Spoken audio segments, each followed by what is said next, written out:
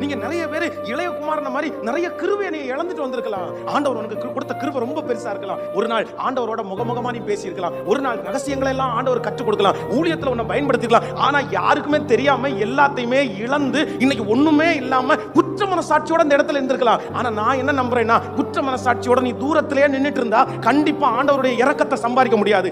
அதற்கு மாறாக அப்பாட்ட போய், இதுக்கு முன்னாடி நீங்க எனக்கு தந்த கிருபைகள் எதுவுமே கிடைக்காட்டி கூட பரவாயில்ல, எனக்கு கொடுத்த தாளந்து எதுவும் கொடுக்காட்டி கூட பரவாயில்ல, உங்க பிரசன்னத்தை நான் உணரணும், உங்க கூட நான் உட்காரணும்னு சொல்லி நீங்க மறுபடியும் கர்த்தர் சமூகத்துல நீங்க என்னைக்கு வர்றீங்களோ, நான் நம்புறேன் அந்த இழந்து போன கிருபையும் சேர்த்து ஆண்டவர் தந்துருவாரு, சேர்த்து தந்துருவாரு.